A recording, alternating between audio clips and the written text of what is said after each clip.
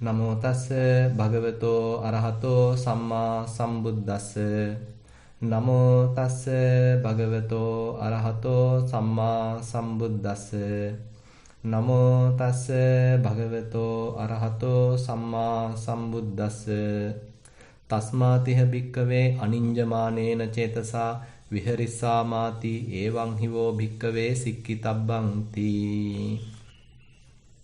ශ්‍රද්ධාවන්ත පින්වත්නි, අපි මේ 14 වන දුරස්ත භාවනා වැඩසටහනට මාතෘකාවක් සපයාගත්තේ සලායතන සංයුත්තයේ එන යවකලාපී සූත්‍රයෙන්.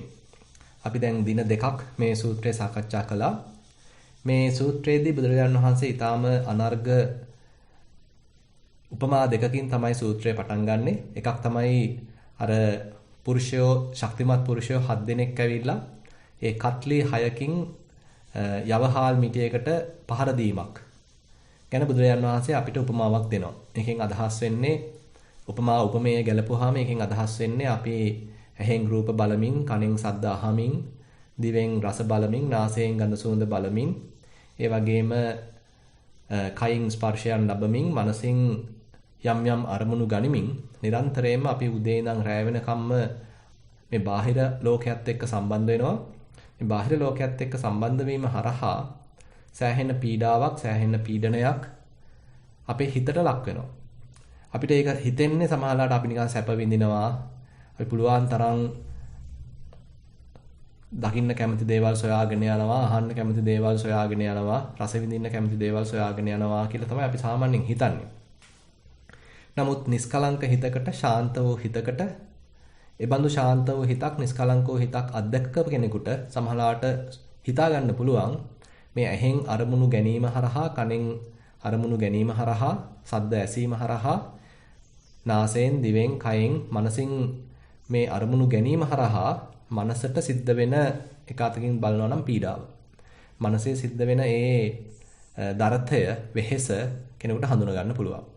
ඉතින් මේ හයාකාර මානසික පීඩාවට අමතරව භාගතුන් වහන්සේ දේශනා කරනවා හත්වැනිවත් අර පුජ්‍යලයක් ඇවිල්ලා කත්ලියකින් අර යවහාල් මිටියට පහර දෙනවා වගේ මේ තැනත්තා අනාගතය මුල් කරගෙනත් එමත් නැත්නම් අනාගත භවයක් මුල් කරගෙනත් තවත් নানা ප්‍රකාර සිතුවිලි පහර කරගන්නවා. අනාගතේ මට මෙහිම වෙයි, අරම වෙයි කියා විවිධ අවිනිශ්චිත භාවයන් හිතේ ඇති කරගන්නවා. එතකොට අර පීඩිත මනස තවදුරටත් පීඩාවටපත් වෙනවා. තවදුරටත් වික්ෂෝපයට, තවදුරටත් වික්ෂිප්ත භාවයට, අවිනිශ්චිත භාවයටපත් වෙනවා. ඊට පස්සේ මේ විදිහට අපිට මේ හිතීමේ තියෙන භයානකකම, එහෙම නැත්නම් අපි වැරදි ආකාරයෙන් සිතීමේ තියෙන, එහෙම නැත්නම් අයෝනිසෝ මනසිකාරයේ තියෙන භයානකත්වය පෙන්눔 කරලා ඉවර වෙලා, උපමා උපමේය තුලින් පෙන්눔 කරලා ඉවර වෙලා, භාගතුන් වහන්සේ ඊට වඩා බොහොම සූක්ෂම උපමාවක් ඉදිරිපත් කරනවා. ඒ තමයි අර සුර අසුර සංග්‍රාමයේදී ඇතිවෙච්ච අර වේපචිත්ති අසුරේන්ද්‍රයාගේ බන්ධනය. ඒ වේපචිත්ති අසුරේන්ද්‍රයා අසුරයෝ පරාජය වුණාට පස්සේ ඒ සුර අසුර යුද්ධයෙන් වේපචිත්ති අසුරේන්ද්‍රයාව පස්පොලකින් බැඳගෙන සක්‍ර දේවේන්ද්‍රයා අභිමුවට අරගෙන එනවා. අරගෙන ආවට පස්සේ දැන් මේ වේපචිත්‍රි අසුරේන්ද්‍රයාව බැඳලා තියෙන ඒ බැම්ම අතිශය සූක්ෂම බැම්මක්.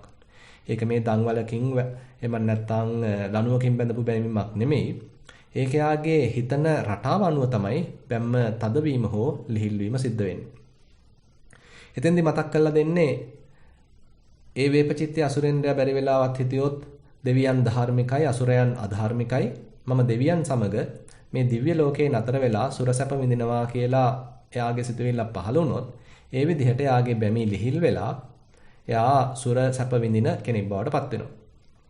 එහෙම නැතුව එයා කොහොමත් ඉතින් අසුරේන්ද්‍රයෙක් හින්දා දෙවියන් සමග විරුද්ධ අදහසක් තියෙන්නේ, සතුරන් විදිහටයි සලකන්නේ. ඉතින් එයා හිතුවොත් දෙවියන් අධාර්මිකයි, අසුරයෝ ධාර්මිකයි, මම දෙවියන්ගෙන් අත මිදිලා නැවතත් අසුරපුරයට යනවා කියලා හිතුවොත් අන්න ඒ අනුව එයාගේ මේ බැඳලා තියෙන බැම්ම තද වෙනවා.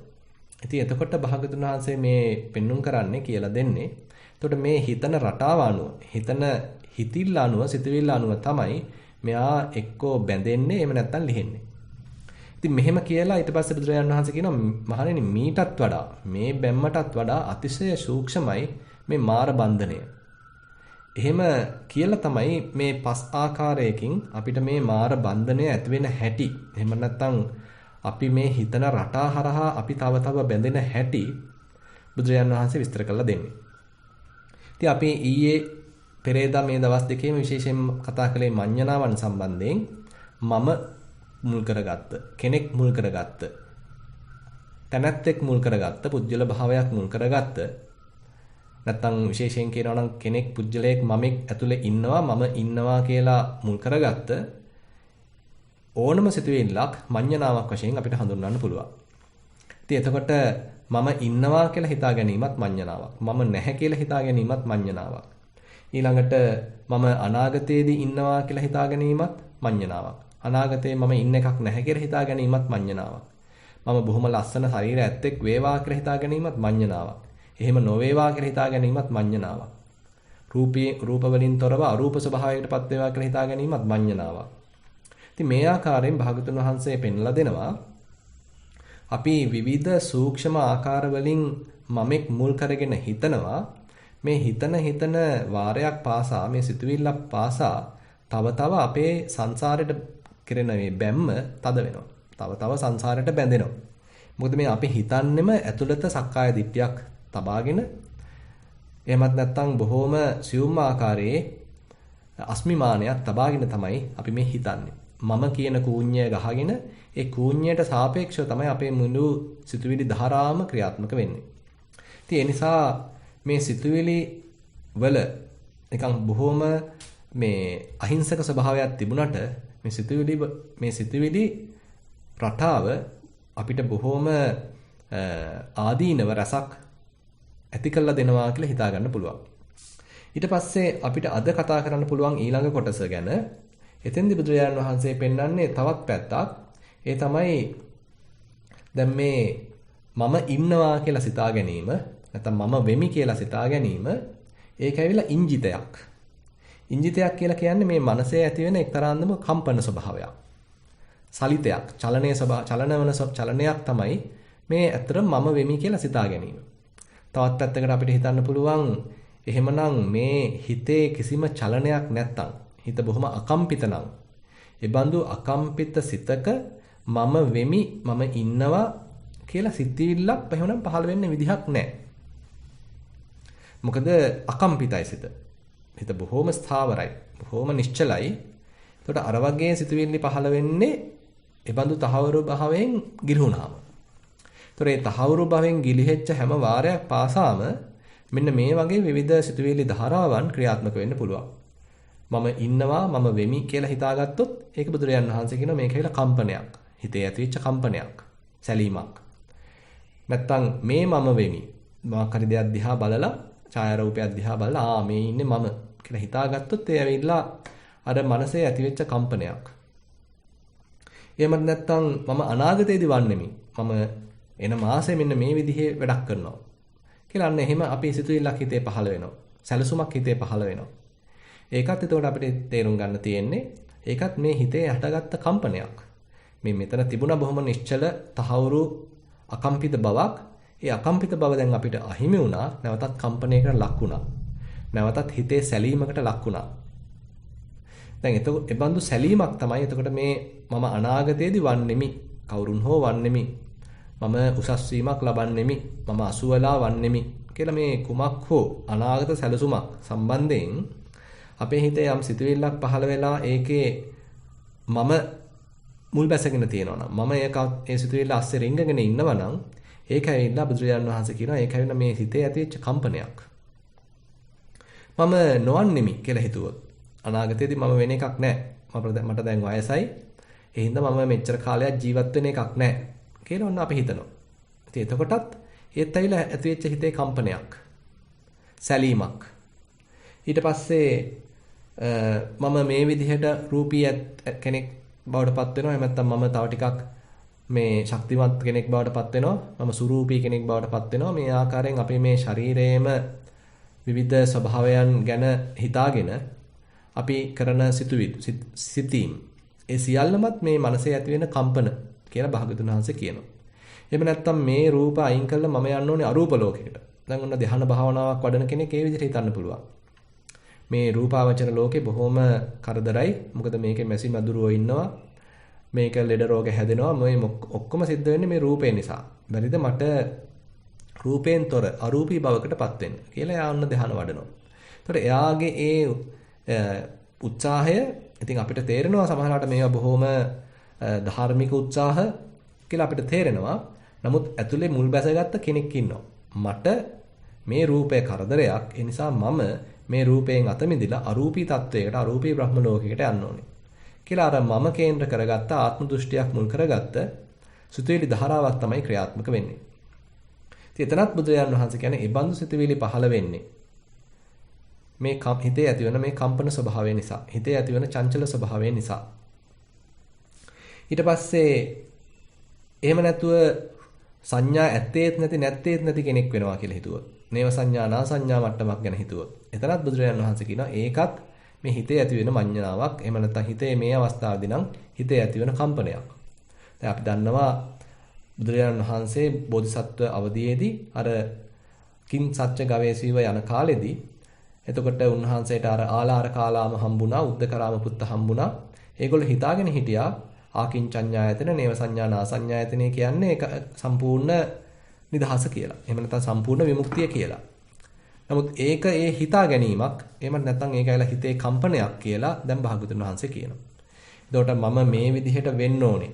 මම මේ බඳු අරූපී බ්‍රහ්ම ලෝකයක උපදින්න ඕනේ කියලා කෙනෙක් හිතනවා නම් එතන මම එක් අන්තර්ගතයි ආත්ම දෘෂ්ටියක් තියෙනවා, අස්මිමානයක් තියෙනවා. එතකොට ඒකත් කම්පනයක්, සැලීමක් කියලා බුදුරජාණන් වහන්සේ සඳහන් කරනවා. දැන් ඊළඟට මේ ඊළඟ එන කොටසත් මේකටම අපිට එකතු කරලා තව ගන්න පුළුවන්. භාගතුන් වහන්සේ ඊළඟට පෙන්නනවා අස්මීති භික්කවේ පන්දිත මේතං. දැන් මේ ඉංජිත පන්දිත කියන වචන දෙක බොහොම ළඟ ළඟ යන වචන. ඉංජිත කියලා කියනවා කම්පන කියන අදහසින්, පන්දිත කියලා කියනවා සැලීම කියන අදහසින්. කම්පන චංචල කියලා අපිට හිතා ගන්න පුළුවන් සරලව. එතකොට අපිට මේ මම වෙමි, මම ඉන්නවා, මම අනාගතේ ඉන්නවා, එක්ක මම නැහැ, මම අනාගතේ නැහැ, මම හොඳ කෙනෙක් වෙනවා, මම නරක කෙනෙක් වෙනවා, මම සත්පුරුෂයෙක් වෙනවා, මේ මොන ආකාරයෙන් මම මුල් කරගෙන අපි සිතුවිල්ලක් පහල කරගත්තත් ඒක ඇවිල්ලා හිතේ ඇතිවන කම්පනයක්, හිතේ ඇතිවන චංචල වීමක්, සැලීමක් කියලා අපිට තේරුම් ගන්න පුළුවන්. ඉතින් මේ අවස්ථාවේදී බුදුරජාණන් වහන්සේ පෙන්වන්නේ අස්මීති භික්කවේ පන්දිත මේතක්. මහණෙනි මේ මම වෙමි කියලා හිතා ගැනීම හිතේ ඇතිවෙච්ච ස්පන්දනයක්, හිතේ ඇතිවෙච්ච සැලීමක්. අයං අහං අස්මීති පන්දිත මේතං. මේ මෙය මම වෙමි. මේ ඉස්සරහා තියෙන මොකක් හරි පෙන්නලා මේ ඉන්නේ මම කියලා පෙන්වනවා නම් මේ අපි අයිතිය හංගවනවා නම් ඒ තමග යම්කිසි ගනුදෙනුවක් කරනවා නම් මම මුල් කරගත්ත පුජ්‍යල ස්වභාවයක් මුල් කරගත්ත. එතනක් තියෙන්නේ කම්පනයක්, චංචලයක්, චංචල වීමක්, සැලීමක් වශයෙන් පෙන්වනවා. ඊට පස්සේ අනාගතය මුල් කරගෙන මම අනාගතයේදී මේ ආකාරයෙන් වෙනවා කියලා හිතීම, කල්පනා කිරීම, සැලසුම් හැදීම ඒකත් මම මුල් කරගත්ත ඒ සිතුවිල්ලත් හිතේ ඇතිවෙච්ච කම්පනයක්, හිතේ ඇතිවෙච්ච සැලීමක් වශයෙන් පෙන්වනවා. ඉතින් මේ ආකාරයෙන් මේ පන්දිත වශයෙන් නැත්තම් හිතේ ඇතිවෙච්ච සලිතයක්, සැලීමක්, චංචල වීමක් වශයෙන් උත් බුදුරජාණන් වහන්සේ අර විදිහටම විස්තර කරලා දෙනවා. එතකොට අපිට තේරෙනවා මේ කොටස් දෙක සෑහෙන ටිකක් සමානව යන ස්වභාවයක් තියෙනවා. ඉංජිත, පන්දිත කියන වචන දෙක. එතකොට මේ අවස්ථා දෙක ගැන තව ටිකක් අපිට විස්තර කරගන්න පුළුවන්. ද්වේතානුපස්සනා සූත්‍රය මුල් කරගෙන. දැන් සුත්ත නිපාතේ එන ද්වේතානුපස්සනා සූත්‍රයේදී බුදුරජාණන් වහන්සේ සඳහන් කරනවා යංකින්චි දුක්ඛං සම්භෝති සබ්බං ඉංජිත පච්චය.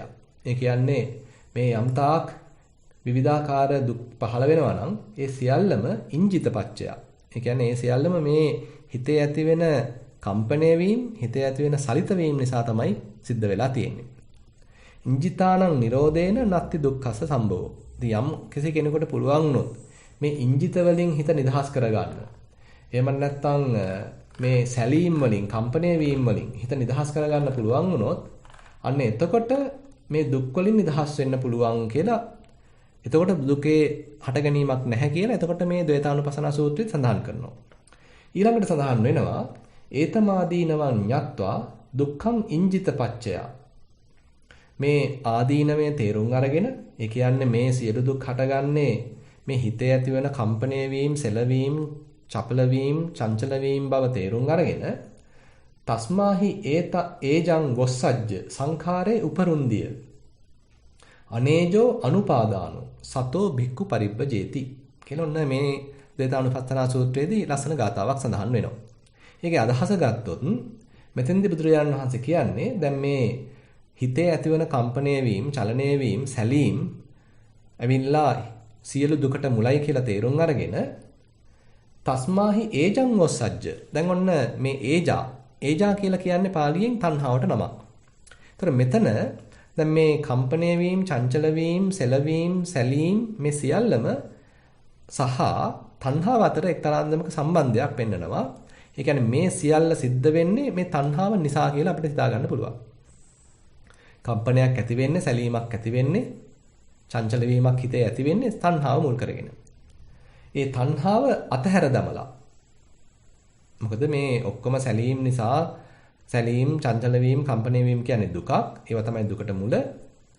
එතකොට ඒවට ඒ නිසා මේ සියලු තණ්හාව අතහැරලා දාලා ඒජාව හැරපියලා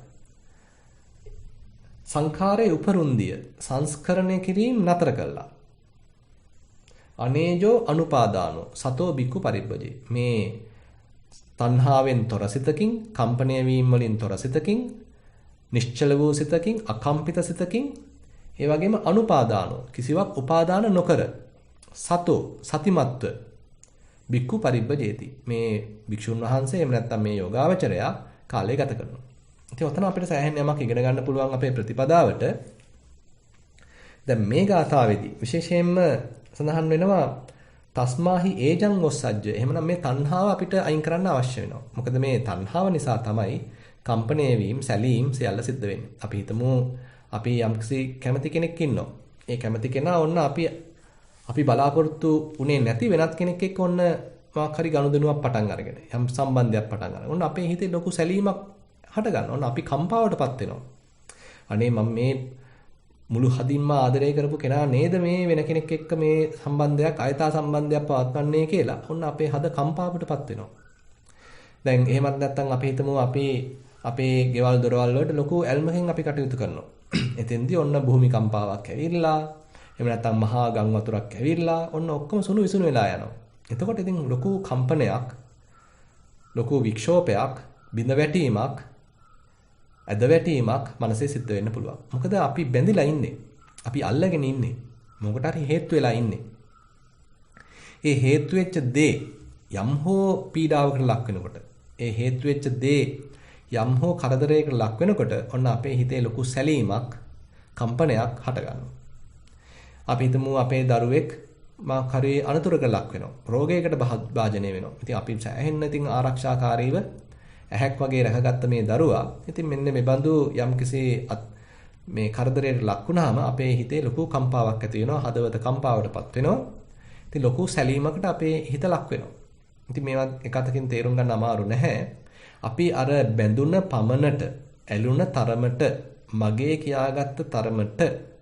එතකොට ඒ වස්තුව යම් හෝ වෙනසකට භාජනය වුණාම, වෙනස් වීමකට ලක් වුණාම අපේ හිත සැලීමකට භාජනය වෙනවා. අපේ හිත කම්පා වීමකට, කම්පණයකට භාජනය වෙනවා. ඒතර අපිට තේරෙනවා මෙතන මේ තණ්හාවත් එක්ක ලොකු සම්බන්ධයක් තියෙනවා. තණ්හාව නිසා තමයි අපි මේ දෙයක් අල්ලගෙන ඉන්නේ, ග්‍රහණය කරගෙන ඉන්නේ. එතකොට ඒ දේ අපි අල්ලන් ඉන්න දේ, හොඳයි හිතාගත්ත දේ, මේකෙන් සතුටක් ලබන්න පුළුවන් කියලා හිතාගත්ත දේ, මේ දේ මගේ වසඟේ තියෙන කියලා හිතාගත්ත දේ යම් යම් හේතුන් නිසා, හේතු කාරණා නිසා වෙනස් වුනහම, අන්‍යාකාරයකටපත් වුනහම ඔන්න අපේ හිත සැලෙනවා. අපි ඇදගෙන වැටෙනවා. අපි බොහොම කම්පාවට ලක් වෙනවා. ඉතින් ඒ නිසා ඊළඟ අවස්ථාව තමයි සංඛාරයේ උපරුන්දිය. දැන් මෙතෙන්ද සඳහන් කරන්නේ තස්මාහි ඒජං ඔස්සජ. එහෙනම් පුළුවන්ද මේ තණ්හාව අතහැරලා දාන්න? තණ්හාව ෂේ කළා දාන්න. තණ්හාව දුරු කළා දාන්න. යම්සි කෙනෙකුට එහෙම පුළුවන්කමක් තියෙනවා නම් අන්නතර කම්පා වීම අඩුයි. සැලීම් අඩුයි.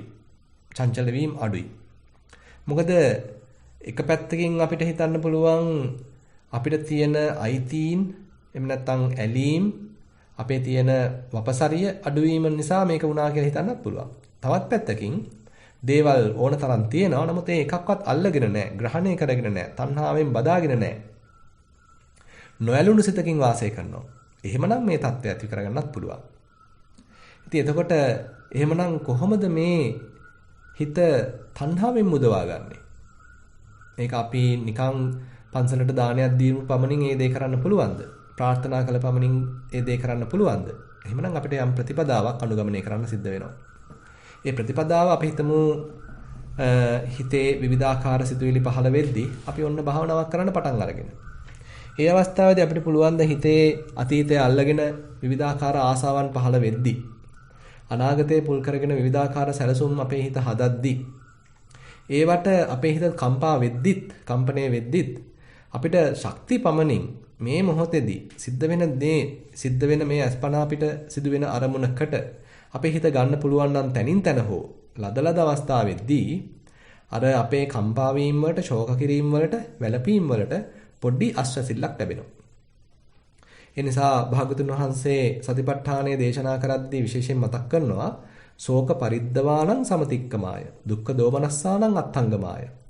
ඒ කියන්නේ ශෝක කිරීම, හඬා වැළපීම් සමතික්‍රමණය කිරීම පිණිස. ඊළඟට දුක්ඛ දෝමනස්සාණං අත්ථංගමාය, දුක් දොම්නස් දුරු කිරීම පිණිස, අතහැර දැමීම පිණිස අන්න සතිපට්ඨානයක් දේශනා කරනවා. එහෙමනම් අපි සතිපට්ඨානයක් වඩ아가ගෙන යනකොට අපිට තේරෙන්න ඕනේ මගේ හිතේ දැන් කලින් තරම් දුකක් නැහැ. මගේ හිතේ කලින් තරම් දොම්නසක් නැහැ. මගේ හිත කලින් තරම් සැලෙන්නේ නැහැ. මගේ හිත ඉස්සර නම් පුංචි දෙයකටත් සැලුණා. පුංචි දෙයකටත් මට ඇඬුණා. ඉකි ගැසුණා. කඳුළු බේරුණා. වැළපුණා. නමුත් දැන් මේ භාවනාව කරගෙන යන්න කාලයක් පටන් ගත්තට පස්සේ මගේ හිතේ පුංචි අකම්පිත බවක් ඇති වෙලා තියෙනවා. මගේ හිතේ යම් නොසැලෙන ගතියක් දැන් ඉස්මතු වෙගෙන එනවා කියලා කොන්න කෙනෙකුට වැටහෙන්න පුළුවන්. ඉතින් එතකොට අපිට තේරෙනවා අපි නිවැරදි සතිපට්ඨානයක් හිතේ වඩනවා නම් ඒ අනුව අපේ හිතේ සතිමත් භාවය, ඒකාග්‍රතාවය, ප්‍රඥාව වර්ධනය වෙගෙන එනකොට එමනම් ටික ටික අර කියපු හැකියාවන්, කුසලතාවයන්, ගුණධර්ම අපි තුල දියුණු වෙලා තියෙන්න ඕනේ. දියුණු වෙන බව අපිට දැනෙන්න ඕනේ. අපේ චර්යාවෙන්, අපේ චරිතයෙන් අපිට තේරෙන්න ඕනේ ඉස්සර හිටියට වඩා වෙනසක් මගේ හිතේ දැන් සිද්ධ වෙලා තියෙනවා කියලා. ඊට පස්සේ එපමණක් නෙමෙයි ඔන්න අපි ඒකාග්‍ර වෙච්ච මනසකින් හොඳට මේ අස්පනා අපිට මතුවෙන අරමුණ හොඳට නිරීක්ෂණය කරනවා. අපි තුමු අපි වේදනානුපස්සනාවක් වඩනවා. එතකොට සැප වේදනාවක් ඔන්න දැනෙනවා. අපේ හිත හොඳට ඒකාග්‍ර වෙලා තියෙනවා. ඒ සැප වේදනාව අපි අල්ලගන්න යන්නේ. ඒක හුදු සැප වේදනාවක් වශයෙන් අපි දකිනවා. එතනට හොඳට අපේ හිත කිට්ටු කරලා අවධානය කිට්ටු කරලා බලාගෙන ඉන්නවා. බලාගෙන ඉන්නකොට ඔන්න තේරෙනවා මේ සැප වේදනාවේ යථා ස්වභාවය. සැප වේදනාව යම් යම් හේතු කාරණා නිසා හටගන්නවා. අපි තුමු ඊට මුල් වෙච්ච යම් ස්පර්ශයන් තියෙනවා. ඒ බඳු ස්පර්ශයන් සිද්ධ වෙනකොට ඔන්න සැප වේදනාවක් හට ගන්නවා. එහෙම නැත්නම් දුක් වේදනාවකට තුඩු දෙන යම් ස්පර්ශයන් සිද්ධ වෙනකොට ඔන්න දුක් වේදනාවක් හට ගන්නවා. උපේක්ෂා වේදනාවකට මුල් වෙන, උපේක්ෂා වේදනාවකට හේතු වෙන, තුඩු දෙන යම් ස්පර්ශයන් සිද්ධ වෙනකොට ඔන්න උපේක්ෂා වේදනාවන් හට ගන්නවා. අපි බොහොම සීරුවෙන් මේ ඒ වේදනාවන් හට ගන්න ආකාරය බලාගෙන ඉන්නවා. අපි කාලාන්තරයක් තිස්සේ මේ බඳු වේදනානුපස්සනාවක ඔන්න අපි නිරත වෙනවා නම් දැන් අන්න එකාතකින් අපිට මේ හරහා හොඳ සම්පජඤ්ඤයක් දිනු වෙනවා. මොකද ඒ වේදනාව වෙන් වශයෙන් දැක ගන්න, සියුම් ආකාරයෙන් දැක ගන්න, ඒක හට ගන්නා අවස්ථාවෙම දැක ගන්න අපි උත්සාහවත් වීම හරහා අපේ තුල හොඳ තීව්‍ර ඒකාග්‍රතාවයක්, දෙයක් දිහා සියුම්ව දැක ගැනීමක්, සම්පජඤ්ඤයක් හොඳට වැඩිලා එනවා. ඊට අමතරව මෙතන මේ තියෙන්නේ තනි වේදනාවක් නෙමෙයි, මෙතන වේදනා රසක් තියෙනවා කියලා ඔන්න තව අපේ සම්පජඤ්ඤය දියුණු වෙලා යනවා. තීක්ෂණ භාවයකටපත් වෙනවා. එතකොට මේ හැම එකක් පාසා සියුම් වේදනාවන් ඇතිව නැතිව යන සුළුයි නේද කියලා අන්න තව අපේ නුවණක් වැඩෙන්න පටන් ගන්නවා. අපි තුළ ලොකු ප්‍රඥාවක් වැඩෙන්න පටන් ගන්නවා. එතකොට මෙන්න මේ බඳු මට්ටමක් මේ කලින් නොතිබී හට අරගෙන බොහොම යහුසුලුව නැති වෙලා යන ගතියක් සැප වේදනාවටත් උරුමයි, දුක් වේදනාවටත් උරුමයි, උපේක්ෂා වේදනාවටත් උරුමයි කියලා නැවත දකින්න ඒක තේරෙන්න අස්පනා පිට ප්‍රත්‍යක්ෂයක් වශයෙන්ම වැටහෙන්න එතකොට මොකටද මේ තරම් මේ වේදනා ඔස්සේ අපි දුවලා සැප වේදනා ඔස්සේම අපි හඹාගෙන ගිහිල්ලා තේරුමක් තියනවාද? දුක් වේදනාවන් වලින් ওই තරම්ම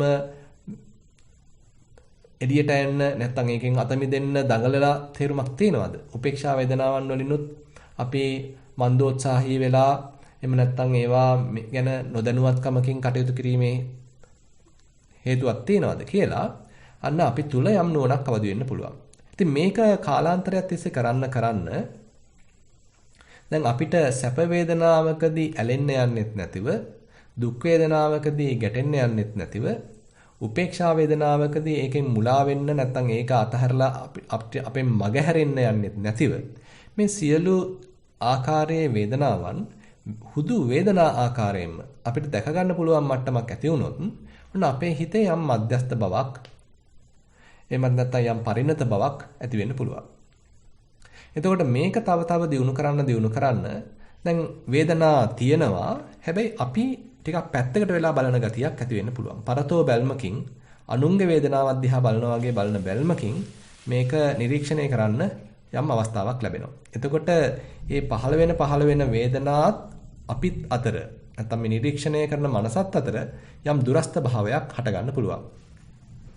ඉතින් මේක කාලාන්තරයක් තිස්සේ කරන්න අපි හිතමු දැන් මෙයාට යහුසුලුව වැටහෙනවා දැන් මේ මොහොතක් පාසා විවිධාකාරයේ වේදනා හට ගන්නවා. ඒවා ඇති වූ සැනින් නැති වෙලා යනවා. මේ ඇතිවීම නැතිවීම ප්‍රවාහයෙන් නිරන්තරයෙන්ම මේ වේදනාවන් පෙළෙනවා. සැප දුක් උපේක්ෂා කියලා භේදයක් නැහැ. සියලුම වේදනාවන්ට මේ පෙළීම උරුමයි.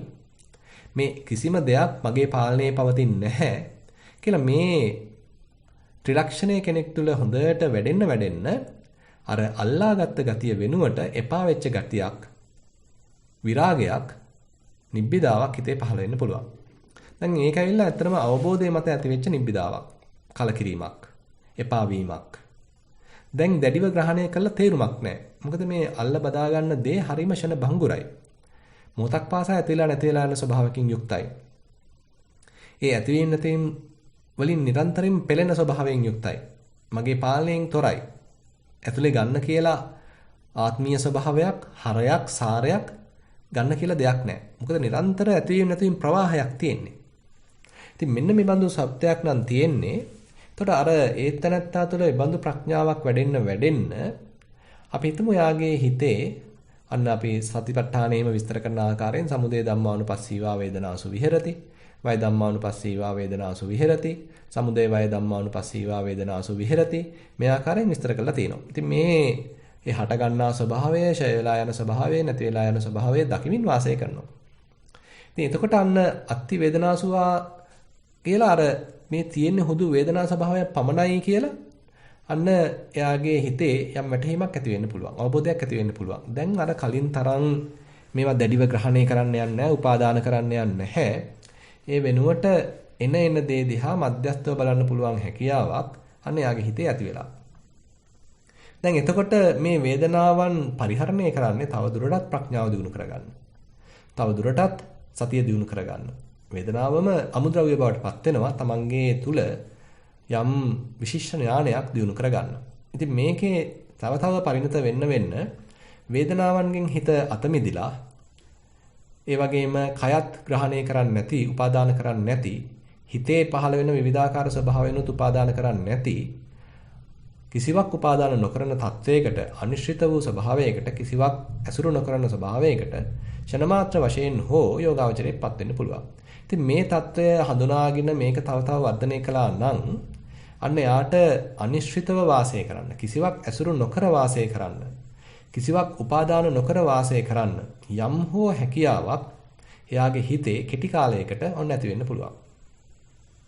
එතකොට යා ප්‍රතිපදාවක් වශයෙන් එමනම් මෙන්න මේ අනිශ්චිත භාවය, කිසිවක් උපාදාන නොකරන ස්වභාවය, මොකක්වත් අල්ලන්නේ, බදාගන්නේ, තණ්හාවෙන් වැළඳගන්නේ නැති ස්වභාවය, හිතේ නිදහස් ස්වභාවය, සැහැල්ලු ස්වභාවය, සරල ස්වභාවය තව යා දියුණු කරනවා නම් අන්න මෙයාගේ හිත දැන් තවත් පැත්තකින් කියනවා නම් අර මේ ගාථාවේ එන තස්මාහි ඒජං වස්සජ්ජ අර මේ තණ්හාව අතහැර දැමීමක් තමයි සිද්ධ වෙලා තියෙන්නේ. මොකද තණ්හාව තියෙන තාක් උපාදාන කෙරෙනවා. දැඩිව අල්ල ගන්නවා, බදා ගන්න යනවා, ඇලෙන්න යනවා. හැබැයි අර විදිහට ප්‍රතිපදාවක් මාර්ගයෙන්, විපස්සනාවක් මාර්ගයෙන් ක්‍රමානුකූලව ඒකේ ඇති දෙයක් නැහැ කියලා තේරුම් අරගෙන, මේකේ සාරයක් නැහැ කියලා තේරුම් අරගෙන මෙතන තියෙන දුකක් කියලා තේරුම් අරගෙන මෙතන තියෙන නිරන්තර අනිත්‍ය ලක්ෂණයක් අනිත්‍ය ස්වභාවයක් කියලා තේරුම් අරගෙන මේක අතහැරුණා නම් එතන තණ්හාවේ ඡය වීමක් මේ පූර්ණ ඡය වීමක් නෙමෙයි යම් හෝ පමණකට අඩුවීමක් සිදුවීමෙන් තමයි ඒක අතහැරෙන්නේ. ඒ වගේමයි මෙතන තවත් සඳහන් වෙනවා සංඛාරයේ උපරුන්දිය. දැන් අන්න සංස්කාර පැත්තෙනුත් විස්තර කරනවා එතෙන්දී බුදුරජාණන් වහන්සේ පුළුවන් ද සංස්කරණත් නොකර ඉන්න. දැන් මේ දේවල් එනවා ආවට ඒවත් එක්ක ලොකු ගනුදෙනුවක් කරන්න යන්නේ නැහැ. ඉස්සෙල්ලා නම් යම්කිසි සැප වේදනාවක් පැමිණි පමණින් ඒක තව හොයන්න ගියා, ඒක මගේ කරගන්න ගියා, ඒක අයිති කරගන්න ගියා, ඒක ආරක්ෂා කරගන්න ගියා. හුඟක් අපි සංස්කරණ කළා. ඒකත් එක්ක සෑහෙන්න අපි සටනක් කළා. දුක් වේදනාවක් පැමිණියාමත් ඒ වගේමයි. ඒක ඉක්මනට දුරු කරගන්න දොස්තරලා හොයන්න ගියා, විස්පිරිතාලේ ගියා, විවිධාකාර දේවල් ඔන්න අපි කළා. දැන් මෙතනින් අදහස් වෙන්නේ නැහැ දැන් ලෙඩක් හැදුනහම විස්පිරිතාලේ යන්නේ නැහැ, දොස්තර කෙනෙක් ගාවට යන්නේ නැහැ කියලා. නමුත් අපිට මෙතන ඇති වෙන හැකියාව එක පැත්තකින් හිතා ගන්න පුළුවන් මේ වේදනාවන් පහළ වෙනවා. නමුත් එතනින් කතාවක් ගෙතෙන්නේ නැතිව ඒක තව ඊට වඩා වෙනස් දෙයක් බවට පත් කරගන්න දඟලන්නේ නැතිව ඒකෙන් බැහැර වෙලා හිතීමේ හැකියාවක්, විරාගීව සිටීමේ හැකියාවක්, සංස්කරණයන් නොකර සිටීමේ හැකියාවක්. අපි ටිකක් මේක සරල කරලා ගත්තොත් ඇහැට රූපයක් පේනවා එපමණකින් නතර වීමේ හැකියාවක්. දැක්ක පමණින් නතර වීමේ හැකියාවක්. දුටු දෙය මතින් ඊට වඩා දෙයක් තනන්නේ නැතිව සිටීමක්. සංස්කරණයන් නොකර සිටීමක්. අපේ රුචි අරුචිකම් මේ අපි දුටු දෙයට ගාවන්න යන්නේ නැතිව, සම්බන්ධ කරන්න යන්නේ නැතිව, ඒක මම මගේ කරගන්න යන්නේ නැතිව, ඒකත් එක්ක 아무තු සම්බන්ධයක් ඇති කරගන්න යන්නේ නැතිව ඒකට ඔහේ ඉන්න සිටීමක්. එහෙම නැත්නම් අපිට යමක් ඇහුණාම ඒ ඇහුණ දේ ගැන අපි අතීත මතක සටහන් අවදි කරගන්න යන්නේ නැතිව, අනාගත සැලසුම් හදන්න යන්නේ නැතිව, මේ මොහොතේ ඒ ඇහිච්ච දේත් එක්ක මුලා වෙලා කතන්දරයක් ගොතන්න යන්නේ නැතිව අපිට පුළුවන් ද ඇහුණ දේ ඇහුණ මතින් නතර කරන්න. අන්න අපි සංස්කරණ නොකර සිටීමක්. සංඛාරයේ උපරුන්දිය. මේ කිසිම සංස්කරණයක් නොකර ඉන්න දරන ප්‍රයත්නයක්. ඉතින් එතකොට දැන් අපි සමහර ලාවට ඒ ලොකුසාන් වහන්සේම මතක් කරනවා ඔක්කොම නිකන් දැන් ගොජයක් බවට පත් වෙලා. රූපක් තියෙනවා, සද්දක් තියෙනවා, ගඳ සුවඳක් දැනෙනවා, රසක් දැනෙනවා, ස්පර්ශයක් දැනෙනවා, හිතට සිතුවිලිත් එනවා. හැබැයි එකක් ගැනවත් නැහැ විශේෂ ඇල්මක්. එකක් ගැනවත් නැහැ විශේෂත්වයක්. එකක් හොඳයි කියලා තෝරා ගැනීමක් දැන් සිද්ධ වෙන්නේ නැහැ. ඔක්කොම නිකන් එක මල්ලට වැටිලා. සැප වේදනාවක් ආවත්, දුක් වේදනාවක් ආවත්, උපේක්ෂා වේදනාවක් ආවත් මේවා ලොකු වෙනසක් නැහැ. ඔක්කොම නිකන් හුදු වේදනා පමණයි. තද ගතියක් දැනුණත්, රළු ගතියක් දැනුණත්, උණුසුමක් දැනුණත්, සිසිලක් දැනුණත්, කම්පන චංචල මොන දේ දැනුණත් ඒවත් හුදු සංවේදනා පමණයි. හිතරත් විවිධාකාර සිතුවිලි එනවා. අපි දුමු මෛත්‍රී සහගත සිතක් එනවා, ද්වේෂ සහගත සිතක් එනවා, රාග සිතුවිල්ලක් පහළ වෙනවා, මෛත්‍රී සිතුවිල්ලක් පහළ වෙනවා, ඊර්ෂ්‍යා සහගත සිතක් එනවා, නැත්තම් දාන සිතුවිල්ලක් පහළ වෙනවා. කුසල අකුසල මොන සිතුවිලි ආවත් හිත තියෙන්නේ මධ්‍යස්තව. ඉතින් මේ ආකාරයෙන් කෙනෙකුට මේ එකකටවත් විශේෂත්වයක් දක්වන්න නැතුව ඒ පහළ වෙච්ච දේ තුලින් අපේ රුචි අරුචිකම් මුල් කරගෙන සංස්කරණ කරන්න යන්නේ නැතිව ඉන්න පුළුවන් කමක් ඇති වුණොත් අනේජෝ අනුපාදානෝ සතෝ බික්කු පරිප්පජි. අන්න බුදුහාමුදුරුවෝ කියනවා අන්න එබඳු සිතක් උපාදාන රහිතයි. ඒ වගේම අනේජෝ එයාගේ හිතේ තණ්හාව ෂය වෙලා තියෙනවා. తాවකාලිකව හෝ යටපත් වෙලා තියෙනවා. ඒ වගේමයි කම්පන ස්වභාවයෙන්, චංචල ස්වභාවයෙන්, සැලෙන ස්වභාවයෙන් තොරයි. ඒතර නොසැලෙන උපාදාන රහිත සතිමත් සිතක්. අනේජෝ අනුපාදානෝ සතු. එහෙමනම් සතියෙන් පෙන්ලා දෙනවා කොහෙදද ආයෙත් ගිහිලා ඇල්ලුවේ. කොහෙද ආයෙත් ගිහිලා තණ්හාවෙන් බදාගත්තේ. කොහෙද ආයෙත් ගිහිලා තණ්හාව නිසා උපාදාන කළේ, දැඩිව ග්‍රහණය කළේ. කොහෙද කියලා අන්න සතියෙන් පෙන්ලා දෙනවා. එහෙම නැත්නම් සතියෙන් පෙන්ලා දෙනවා නැවතත් හිත කොහොමද සැලුනේ. මෙතෙක් වෙලා හිත තිබුණා අකම්පිතව. හිත තිබුණා නිශ්චලව. හිත තිබුණා නිකන් නතර වෙලා. හැබැයි ආයෙත් කොහොමද මේ නතර වෙච්ච යන්ත්‍රය පණ ගැනුනේ කොහොමද? නතර වෙලා තිබිච්ච සිතුවිලි යන්ත්‍රය කොහොමද ආයෙත් පණ නැගුණේ? ආයෙත් අන්න කියවන්න පටන් ගත්තේ කොහොමද? කියලා අන්න සතියෙන් පෙන්ලා දෙනවා. කියවන්න පටන් ගත්තාම නැවත සලිතයක් ඇති වුනහම චලනයක් ඇති වුනහම ඔන්න ආයෙමත් සතියෙන් පෙන්ලා දෙනවා. පෙන්ලා දුන්නාම එහෙමනම් අපි ක්‍රමෝපායන් පාවිච්චි කරන්න වෙනවා. යම් විපස්සනා උපක්‍රම පාවිච්චි කරන්න වෙනවා. ඒ සලිතයෙන් හිත නිදහස් කරගන්න. නැවතත් හිත නිශ්චල කරගන්න. එහෙම නැත්නම් හිතේ සරල බව නැති වෙලා නැවතත් හිත සංකීර්ණ වුනහම අන්න සතියෙන් පෙන්ලා දෙනවා. හිත ආයෙත් එහෙට මෙහෙට ගියා අතුයිති විහිදුනා. අර තිබුණ සරල බව අහිමි වුණා කියලා සතියෙන් පෙන්ලා දෙනවා. ඊට පස්සේ පුළුවන් ද යම්කිසි විපස්සනා උපක්‍රමයක් පාවිච්චි කළා නැවතත් හිත සරල කරගන්න. නැවතත් හිත නිශ්චල කරගන්න. නැවතත් හිත ශාන්ත කරගන්න. දමනය කරගන්න. කිසිවක් ඇසුරු නොකරන තත්වයකට නැවතත් හිත ගන්න. ඉතින් එහෙමනම් මෙබඳු ප්‍රතිපදාවක් අපිට කාලාන්තරයක් තිස්සේ වඩන්න වේවි. දැන් අපි කලිනුත් කතා කළා දැන් හිතේ මඤ්ඤණා පහළ වුණාම ඒ බඳුම ක්‍රියාවලියක් තමයි කරන්න තියෙන්නේ. මම මුල් කරගත්ත සිතුවිලි පහළ වුණාමත් ඒක අපේ සතියෙන් හොඳට පෙන්ලා දුන්නාම ඔන්න ආයෙත් මමෙක් හැදුවා. ඔන්න ආයෙත් මගේ කරගන්න ගියා. ඔන්න ආයෙත් මමයා ඉස්සරහට පැන්නා කියලා පෙන්ලා දුන්නාම අන්න ඒක තේරුම් අරගෙන බොහොම නිහතමානීව ආයෙත් එහෙමනම් මැද්දට එන්න අවශ්‍යයි. මමයා අතහරින්න අවශ්‍යයි. මේකේ තියෙන නිෂ්පලත්වය තේරුම් අරගෙන මේ වෙලාව බොරු මමෙක් කියලා තේරුම් අරගෙන මේ වෙලාව හිතා ගැනීමක් මඤ්ඤණාවක් කියලා තේරුම් අරගෙන අර බුද්ධ වචනය මතක් කරගෙන මඤ්ඤණාවන්ගෙන් තොර වූ සිතකින් වාසය කරන්න කියලා ඒබඳු ආකාරයෙන් හික්මෙන්න කියලා බුදුරජාන් වහන්සේ කරපු අවවාදය අපි මතක් කරගෙන අන්න මඤ්ඤණාවන්ගෙන් තොරව වාසය කරනවා. දැන් මෙතනදීත් බුදුරජාන් වහන්සේ යවකලාපී සූත්‍රයේදී මේ පණ්ඩිත සම්බන්ධයෙන්, ඉංජිත සම්බන්ධයෙන් ඒ වගේම අවවාදයක් දෙනවා. තස්මාතිහ භික්කවේ අනිඤ්ජමානේන චේතසා විහෙරිස්සාමාති එවං හිවෝ භික්කවේ සික්කිතබ්බං. මහණෙනි, එබඳු කම්පණය වීම, සලිත වීම, සැලීම් වලින් තොර වූ මනසකින් වාසය කරන්නෙමයි හික්මෙන්න. මොකද ඉංජිතම් භික්කවේ රෝගෝ. මහණෙනි, මේ කම්පණය වීම කියන එක ලෙඩක්, රෝගයක්. ඉංජිතං ගණ්ඩෝ, මේ කම්පණය වීම, සැලීම් කියන එක ගඩුවක්, විස ගඩුවක්, විස ගෙඩියක්. ඉංජිතං සල්ලං, මේ කම්පණය වීම, සැලීම් කියන එක උලක්. අන්න ඒ නිසා සැලීම් වලින්, කම්පා වීම, කම්පණය වීම වලින් තොරව වාසය කරන්නෙමයි හික්මෙන්න කියලා භාගතුන් වහන්සේ ආරාධනා කරනවා, මතක් කරලා කියනවා. ඒ වගේමයි පන්දිත ගැනත් කියන්නේ පන්දිතම් භික්කවේ රෝගෝ. මේ විදිහට ස්පන්දනය වීමක්, සලිත වීමක්, චංචල වීමක් කියන්නේ රෝගයක්, ලෙඩක්. ඒ වගේම පන්දිතම් ගණ්ඩෝ. මේ ස්පන්දනයක් කියලා කියන්නේ, සැලීමක් කියලා කියන්නේ ඒකයිල විස ගඩුවක්. පන්දිතම් සල්ලං, ස්පන්දනය වීමක්, සැලීමක්, සලිත වීමක් කියලා කියන්නේ උලක්. තස්මාතිහ භික්කවේ අපන්දමානේන චේතසා විහෙරිස්සාමාති එවං හිවෝ භික්කවේ සික්කිතබ්බං. එබැවින් මහණෙනි, නොසැලෙන සිතින් යුතුව වාසය කරන්නෙමයි මාන්‍යතොප විසින් හික්මිය යුතුයි. දැන් මේ නොසැලෙන මනසක් කියලා කියන්නේ එතකොට මේ බුදුරජාන් වහන්සේ විශේෂයෙන් පෙන්ලා දීලා තියෙනවා. ඒකේ මේ ආනිසංස.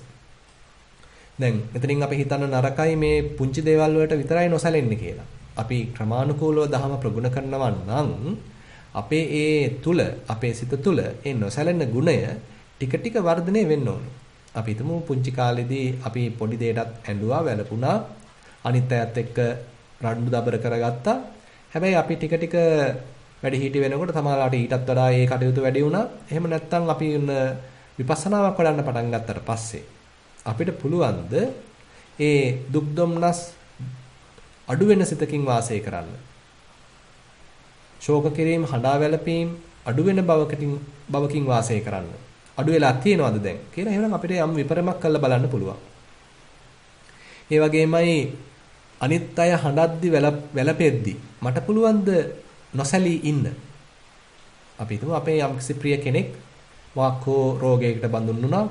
එහෙම නැත්නම් යම්කිසි අනුතුරකට ලක් වුණා. ඉතින් අනිත් නිවසේ අනිත් අය ඔක්කොම හඬනවා, වැළපෙනවා. අපිට පුළුවන් ද නොසැලී ඉන්න? එබඳු නොසැලෙන බවක් අපිට දැන් මේ ප්‍රතිපදාව හරහා ඇති වෙලා තියෙනවද?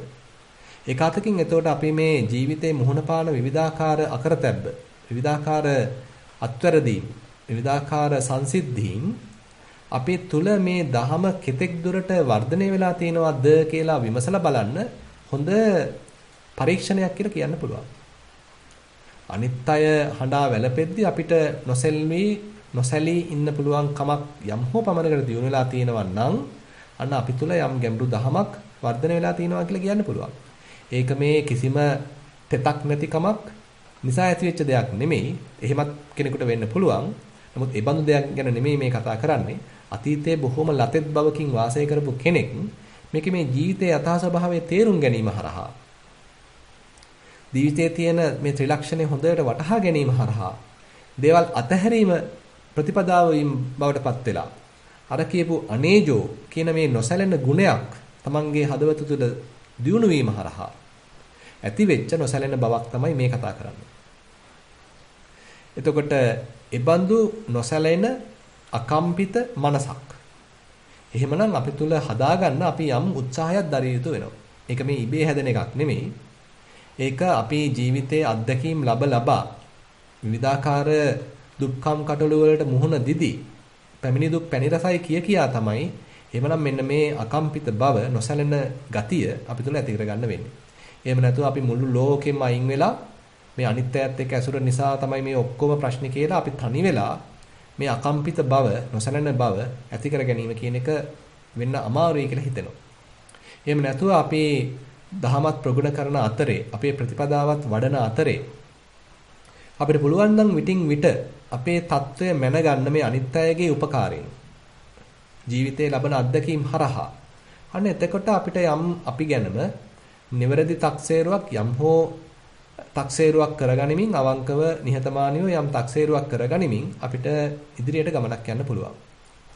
ඊට පස්සේ පින්වත්නි මෙතන තව මේ මාතෘකාවටම අදාළව මම අදහස් කළා තවත් කරුණක් ඉදිරිපත් කරන්න. එක්තරා අවස්ථාවකදී චන්න කියලා ස්වාමින් වහන්සේ බොහොම ගිලන් වෙනවා. දැන් මේ චන්න ස්වාමින් වහන්සේ ගිලන් වුණාම ඒ ස්වාමින් වහන්සේ ඉතින් මේ වාසය කරන්න එතකොට මේ ගිජුකුළු පව්වේ ඒ ගිජුකුළු පව්ව ආශ්‍රිතව මේ චන්න ස්වාමින් වහන්සේ ඉන්නවා. ඒ චන්න ස්වාමින් වහන්සේ බොහොම ආබාධිත බවට පත් වෙලා දුක්ඛිත තත්ත්වයට පත් වෙලා දැන් මරණාසන්නව ඉන්නවා. දැන් එතකොට එහෙම ඉන්න මේ චන්න ස්වාමින් වහන්සේ බලන්න අපේ සරියුත් මහරහතන් වහන්සේයි මහා චුන්ද කියන ස්වාමින් වහන්සේයි ඔන්න පැමිණෙනවා.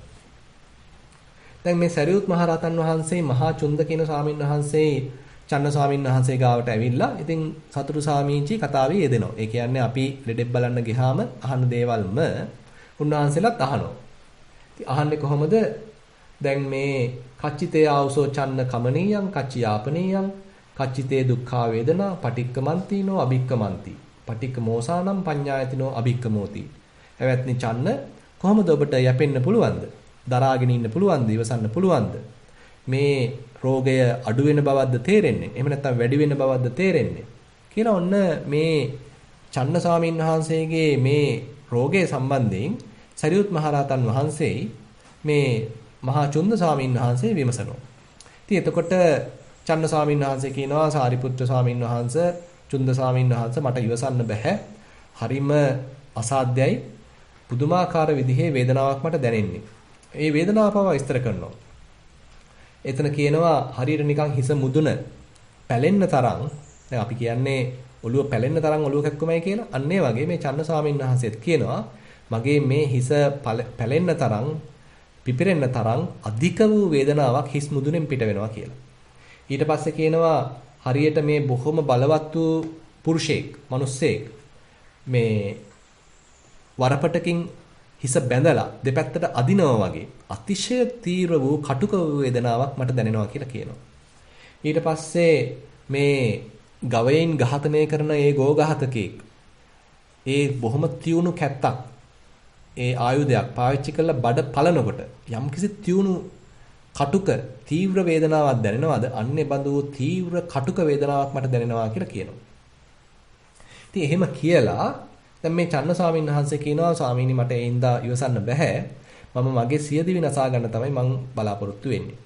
ඉතින් මෙන්න මෙහෙම කිව්වට පස්සේ දැන් සරියුත් ස්වාමීන් වහන්සේ ඊළඟට කියනවා එවත්නි චන්න සියදිවි නසා ගන්න එපා. ওই විදිහට ආයුධයක් හොයන්න යන්න එපා. මේ සියදිවි නසා ගන්න.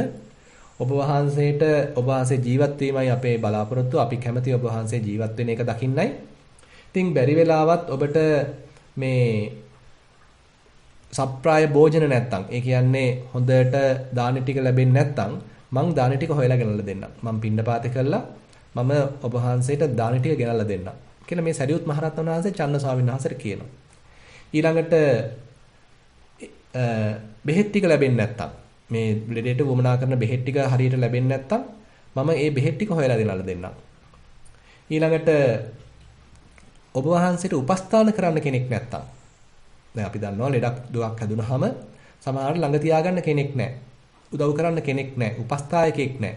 ඉතින් මේ සරියුත් මහරහතන් වහන්සේ කියනවා චන්න ස්වාමීන් වහන්සේට, "ඇවැත්නි චන්න, ඔබට උපස්ථාන කරන්න කෙනෙක් නැත්තම් මම ඇවිල්ලා උපස්ථාන කරන්නම්." දැන් එකතකින් අපිට මේ සරියුත් මහරහතන් වහන්සේගේ තියෙන ඒ ගුණය අපිට එකතකින් මේ සූත්‍රයේදී හෙළි වෙනවා. මේ චන්නෝවාද සූත්‍රයේදී මේ සරියුත් මහරහතන් වහන්සේ කොයි තරම්නම් මේ සමන්ගේ සබ්‍රහ්මචාරී චන්න ස්වාමීන් වහන්සේ කෙරෙහි ඒ දක්වන ආකල්පය. ඒ චන්න ස්වාමීන් වහන්සේ බලන්න ගිහිල්ලා දුක සැප විමසලා ඉවසන්න බැරි බව තේරුම් ගත්තට පස්සේ මේ කියනවා උන්වහන්සේව සනසන්න. මේක නිකන් බොරු ආටෝපයට කරන ප්‍රකාශයක් වෙන්න බෑ. මොකද උන්වහන්සේ මේ රාග දේශ මොහ දුරු කරපු රහතන් වහන්සේ නමක්. මේ තමන්ගේ සබ්‍රහ්මචාරීන් වහන්සේට කියනවා, ඔබ වහන්සේට හොඳට ආහාර ටික ලැබෙන්නේ නැත්නම් මම පින්නපාතේ කරලා ඔබට ආහාර ටික ගෙනල්ලා දෙන්නම්. ඔබ වහන්සේට මේ බෙහෙත් හේත් ටික ලැබෙන්නේ නැත්නම් මම බෙහෙත් හේත් ටික හොයලා ගෙනල්ලා දෙන්නම්.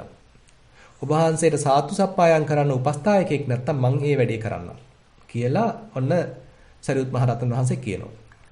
එහෙම කිව්වට පස්සේ චන්න ස්වාමීන් වහන්සේ කියනවා, "ඇවැත් සාරිපුත්‍රේනි, සාරිපුත්ත ස්වාමීන් වහන්සේ, මට එහෙම නැහැ. මට උවමනා කරන ආහාර ටික ලැබෙනවා. මට බෙහෙත් ටිකක් ලැබෙනවා. උපස්ථායකයොත් ඉන්නවා." කියලා මේ විදිහට මේ චන්න ස්වාමීන් වහන්සේ Tamanට ඒ උවමනා කරන දේවල් ටික ලැබෙනවා කියලා කියනවා. ඒත් ඉතින් මට මේ දැන් නම් ඉවසන්න බෑ. බොහොම අසාධ්‍යයි, බොහොම තීව්‍ර කටුක වේදනාවක් මට දැනෙනවා කියලා චන්න ස්වාමීන් වහන්සේ කියනවා. ඒ නිසා මම අර කලින් කියපු දේ කරගන්න තමයි මගේ බලාපොරොත්තුව කියලා චන්න ස්වාමීන් වහන්සේ මතක් කරනවා. මතක් කරාට පස්සේ මේ අවස්ථාවේදී දැන් ඔන්න යම් ප්‍රශ්න වගේක් ඉදිරිපත් කරනවා. දැන් නැවතත් මේ චන්න ස්වාමීන් වහන්සේ බොහොම අසාධ්‍ය බව තේරුම් ගිහිල්ලා දැන් සරියුත් මහරහතන් වහන්සේ යම් යම් ධර්මානුකූල ප්‍රශ්න ටිකක් නගනවා. අපිට ඒ ප්‍රශ්න ටිකටත් වඩා ඊට පස්සේ මහා චුන්ද ස්වාමීන් වහන්සේ ඉදිරිපත් කරන කාරණය තමයි මට මෙතෙන්දී මතු කරගන්න අවශ්‍ය වෙන්නේ. දැන් විවිධාකාර මේ අස්කන්නාසාදී ඉඳුරන් නැත්තම් මේ පංචස්කන්ධය මම මගේ වශයෙන් ගන්න එපා කියලා අවවාද කරලා ඊට පස්සේ මහා චුන්ද ස්වාමීන් වහන්සේ බොහොම ප්‍රබල අවවාදයක් දෙනවා. ඒ මහා චුන්ද ස්වාමීන් වහන්සේ කියනවා, "නිස්සිතස්ස චලිතං අනිස්සිතස්ස චලිතං නත්ති. චලිතේ අසති පස්සද්දි. පස්සද්ධියා සති නති නොහෝති. නතියා අසති ආගති ගති නොහෝති. ආගති ගතියා අසති චුතූපපාතෝ නොහෝති. චුතූපපාතේ අසති නේව ඉද න හුරං න උභයමන්තරේ. ඒසේවන්තෝ දුක්ඛස්මාති." කියලා ටිකක් අපිට එකපාරට තේරුම් ගන්න බැරි ඒ බොහොම ගැඹුරු කාරණාවක් අන්තර්ගත වෙන ධර්ම අවවාදයක් මෙතෙන්දි කරනවා. මේකෙදි මොකද්ද මේ චුන්ද ස්වාමීන් වහන්සේ කියන්නේ? නිස්සිතස්ස චලිතං. එවත්නි මේ චලිතයක්, සැලීමක්, කම්පනයක් සිද්ධ වෙන්නේ නිශ්චිතයටයි. මොකක් හරි ඇසුරු කරගෙන, මොකක් හරි අල්ලගෙන, මොකක් හරි උපාදාන කරගෙන, බදාගෙන ඒක ඇසුරක් පවත්වන කෙනාට තමයි සලිතයක් සිද්ධ වෙන්නේ. සැලීමක් සිද්ධ වෙන්නේ. කම්පනයක් සිද්ධ වෙන්නේ. චලනයක් සිද්ධ වෙන්නේ. අනිශ්චිතස්ස චලිතං නැති. හැබැයි මොකක්වත් අල්ලගෙන නැත්තම්, මොකක්වත් ඇසුරේ නැත්තම් අන්න ඒ තැනත්තට චලිතං නැති. එයාගේ චලිතයක් නැහැ. එයාගේ කම්පනයක් නැහැ. එයාගේ සැලවීමක් නැහැ. එයා කම්පිතයි. එයා නොසැලෙනවා. චලිතේ අසති පස්සද්දි. එබඳු සැලීමක්, කම්පණය වීමක් නැත්තම් අන්න එතන පස්සද්ධියක් තියෙනවා. අන්න එතන සැහැල්ලුවක් තියෙනවා. කාය පස්සද්ධිය, චිත්ත පස්සද්ධියක්, නැත්තම් කායික සැහැල්ලුවක්, මානසික සැහැල්ලුවක් තියෙනවා. පස්සද්ධිය සති නැති නොහෝති. යම්සි තැනක එබඳු කායික සැහැල්ලුවක්, මානසික සැහැල්ලුවක් තියෙනවා නම් එතන තණ්හාවක් නැහැ. මොකද ඉතින් තණ්හා කරන්නේ මේ තියෙන ස්වභාවය හොඳ නැත්තන්නේ. දැන් මේ තියෙන ස්වභාවය බොහොම සැහැල්ලු නම් සමීප නම් තපදායි නම් ආයි අලුතෙන් දෙයක් පතන්න දෙයක් නැහැ. නිසා ඉදිරියට භව තණ්හාවකින් ඊළඟ දෙයක් අල්ලන ගතියක් ඊළඟ මොහොතක උපාදාන කරන ගතියක් එහෙම කරන්න උවමනාවක් නැහැ. මොකද මේ මොහොතේ තෘප්තිමත්. මේ මොහොතේ සැහැල්ලුවක් තියෙනවා. මේ මොහොතේ සංසිඳීමක් තියෙනවා. එහෙමනම් පස්සද්ධියා සති නති නොහෝති. මේ බඳු පස්සද්ධිය සහිත මනස තණ්හාවෙන් තොරයි. නතියා අසති ආගති ගති නොහෝති. ඒ බඳු තණ්හාවෙන් තොර මනස යාම් ඊම් වලින් තොරයි. ඒ කියන්නේ නිශ්චලයි. තණ්හාව තියෙනවා නම් තමයි තණ්හාවෙන් ඇදගෙන අතීතයටයි අනාගතයටයි අපිව ඇදගෙන යන්නේ. එහෙම නැත්නම් මේ මොහොත අහිමි වෙලා මේ ඉන්න නිශ්චලත්වය අහිමි වෙලා අකම්පිත බව අහිමි වෙලා අතෙන්ටයි මෙතෙන්ටයි අරයා ගාවටයි මෙයා ගාවටයි අපේ හිත දුවන්නේ තණ්හාව නිසා. නමුත් අර විදිහට පස්සද්ධියක් ඇති වෙලා හිත තැම්පත් වෙලා ශාන්ත වෙලා තියෙනවා නම් ඒ බඳු මට්ටමකදී තණ්හාවක් නැහැ. එහෙමනම් යාම් ඊම් නැහැ. ආගති ගතිය අසති චුතුපපාතෝ නහෝති. ඒ බඳු යාම් ඊම් නැති මනස චුතියක් උපාදයක් කියලා දෙයක් නැහැ. ඒ කියන්නේ යාට ඉපදීමක් මැරීමක් කියලා දෙයක් නැහැ. මේ සිතේ ତොර යෑම් ඊම් නැත්තම් ඒ අරමුණු ග්‍රහණය කිරීම නැත්තම් උපාදාන කිරීම නැත්තම් කිසිවක් ඇසුරු නොකරන මට්ටමකට නම් දැන් මේ හිත තියෙන්නේ. එහෙමනම් එතන චුතියක් උත්පත්තියක් නැහැ. හට ගැනීමක්, ඡේ වීමක් නැත්තම් ඇතිවීමක් නැතිවීමක් එහෙම නැත්තම් ඉපදීමක් මැරීමක් සිද්ධ වෙන්නේ නැහැ. චුතූපපාතේ අසති නේව ඉද න හුරං න උභය මන්තරේන. යම්සි අවස්ථාවක ඉබඳු ඉපදීමක් මැරීමක් නැත්තම් මරණයක් නැත්තම් එහෙමනම් ඒ අවස්ථාවේදී එතනත් නැහැ මෙතනත් නැහැ ඒ අතරමැදත් නැහැ. ඒසේවන්තෝ දුක්ඛස්ස. මෙයම දුකෙහි කෙලවරයි. අතිශය ගැඹුරු කාරණාවක් මේ මරණාසන්න මොහොතේදී මේ චන්න ස්වාමීන් වහන්සේට මහා චුන්ද ස්වාමීන් වහන්සේ දෙනවා. සරියුත් ස්වාමීන් වහන්සේ ඇත්තටම ඊට උමනා කරන පසුබිම සකස් කරලා මූලික ප්‍රශ්න ටිකක් නගලා හොඳට ප්‍රඥාව අවදි කරනවා. ඊටාම තීව්‍රම අවවාදයක් මේ මහා චුන්ද ස්වාමීන් වහන්සේ චන්න ස්වාමීන් වහන්සේට දෙනවා. දැන් මෙන්න මේ කාරණාවේදී අපිට යමක් ඉගෙන ගන්න තියෙනවා. දැන් එතකොට මෙතෙන්දී මතක් කරන එක කාරණයක් තමයි නිස්සිතස්ස චරිතං. ඒ කියන්නේ අපේ හිතේ සලිතයක්, සැලීමක්, චලනයක්, කම්පනයක් ඇති වෙන්නේ අපි යමක් අල්ලගෙන ඉන්න තාක් පමණයි. අපි යමකට හේතු වෙලා ඉන්න තාක් පමණයි. අපි යමක් ඇසුරේ ඉන්න තාක් පමණයි.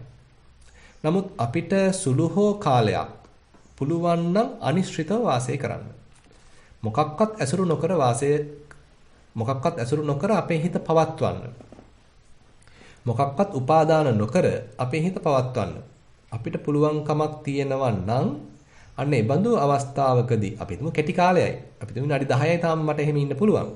අන්න ඒ විනාඩි 10ක කාලය තුල කිසිම සලිතයක් මේ හිතේ වෙන්න බෑ. චලනය වීමක්, කම්පා වීමක්, කම්පනයක්, සැලීමක් එහෙමනම් ඒ අවස්ථාවේදී නෑ. ඒ වගේමයි ඒ අවස්ථාවේදී හිතේ තියෙන පස්සද්ධිය. හිතේ තියෙන සැහැල්ලුවක්. මොකද බර අයින් වෙලා. උපාදාන අයින් වෙලා. හිත සැහැල්ලු වෙලා. ඒ අවස්ථාවේදී තණ්හාවක් නැහැ. ඒ බඳු අවස්ථාවකදී යම් ඊම් නැහැ. හිත තියෙන නිශ්චල වෙලා. හිත තියෙන නතර වෙලා. ඒ වගේමයි ඒ අවස්ථාවේදී ඉපදීමක් මැරීමක් ඒ හිතේ නැහැ. ගිහිලා අරමුණක් අල්ලගත්තාම තමයි අන්න එතන ඉපදීමක් සිද්ධ වෙන්නේ. ඊට පස්සේ තමයි ඒ අරමුණ අතහැරෙන මොහොතේදී අන්න අපිටම ඊළඟ අරමුණක් අල්ලනවා. අර කලින් ගත්ත හිත එතනදී නැති වෙනවා. එතකොට නිරෝධයක් සිද්ධ වෙනවා. නමුත් ඒ බඳු තණ්හාවකින් තොර මට්ටමකදී අර අරමුණු ග්‍රහණයක් සිද්ධ නොවන නිසා කිසි අරමුණක් ඇසුරු නොකරන නිසා එහෙමනම් යම් ඊම් වලින් තොරයි හිත තියෙනව නිශ්චල වෙලා එහෙමනම් ඉපදීමක් මැරීමක් නැහැ. ඒ අවස්ථාවේදී එතනත් නැහැ මෙතනත් නැහැ අතරමැදත් නැහැ. ඒ කියන්නේ කෙනෙක් පුජ්‍යලයක් මමෙක් හොයාගන්න පුජ්‍යල භාවයක් හොයාගන්න එතරත් නැහැ මෙතනත් නැහැ අතරමැදත් නැහැ. ඒසේවන්තෝ දුක්ඛස්ස. මෙයම දුකෙහි කෙලවරයි. එහෙමනම් තවත් පැත්තකින් අපිට හිතන්න පුළුවන් අන්න ඒ බඳු තත්වයක් අපිට කෙටි කාලයකට හෝ අත්දකින්න පුළුවන් නම් එක්තරා අන්දමකින් මේ කියන මට්ටමකට සුළුවෙන් හෝ අපි කිට්ටු කරලා තියෙනවා. යම් හෝ අනිශ්චිත ස්වභාවයක්, අකම්පිත ස්වභාවයක්, නොසැලෙන මනසක්, නිශ්චල මනසක්, උපාදාන වලින් තොර මනසක්, එහෙමනම් අපි කෙටි කාලයකට හරි භුක්ති විඳලා තියෙනවා. ඉතින් එහෙමනම් මේ බඳු මනසක් තමයි අපි තව තව වර්ධනය කරන්න අවශ්‍ය වෙන්නේ. මේ බඳු තත්වයක් තමයි අපි තුල තව තව දියුණු කරන්න අවශ්‍ය වෙන්නේ. හැබැයි ඉතින් අපි තුල තණ්හාව තියෙන තාක් අපි කම්පාණයටපත් වේවි. අපි කම්පා වීමකට ලක් වේවි. අපේ හිත සැලේවි. නමුත් ටික ටික අපි මේ ප්‍රතිපදාව හරහා අපේ හිතේ තණ්හාව ෂය වෙන්න අපේ හිත අකම්පිත වේවි. අපේ හිත නොසැලෙන මනසක් බවට පත් වේවි. එමනම් පින්වත්නි, අපි එතකොට මේ දේවල් निराකරණය කරගෙන කරුණාකාරණා තේරුම් අරගෙන අපි තුලත් තාම ඒ සැලෙන ගති, කම්පණය වෙන ගති, චංචල වෙන ගති, ස්පන්දනය වෙන ගති, චපල ගති අපි ගාව තියෙනවා නම් ඒවත් බොහොම නිහතමානීව තේරුම් ගනිමින් එතන අපේ හිත කම්පා වෙන හැටි, සැලෙන හැටි, චංචල වෙන හැටි, අපේ නිදහස අපිට අහිමි වෙච්ච හැටි, නැවතත් හිත ගිහිලා උපාදාන කරන හැටි, තණ්හාවෙන් බදා ගන්න හැටි බොහොම අවංකව, බොහොම නිහතමානීව අපි එතන දකිමින් ඒවැය තියෙන නිශ්චලත්වයක් තේරුම් ගනිමින් එතනම අතහැර දමමින් නැවතත් හිත අනිශ්චිත කර ගනිමින් නැවතත් හිත උපාදාන වලින් නිදහස් කර ගනිමින් වැඩි වැඩියෙන් අපි මේ නිශ්චල මනස, වැඩි වැඩියෙන් මේ අකම්පිත මනස, නොසැලෙන මනස ඇසුරු කරන්න නැත්නම් පවත්වන්න අපි උත්සාහවන්ත විය යුතුයි. ඒ සඳහා යම් මඟ පෙන්වීමක්, ඒ සඳහා යම් දිරිගැන්වීමක් අද දින ධර්මදේශනාවෙන් සිදු වේවා කියලා ප්‍රාර්ථනා කරමින් අද ධර්මදේශනාව මම අවසන් කරනවා. සියලු දෙනාටම තෙරුවන් සරණයි.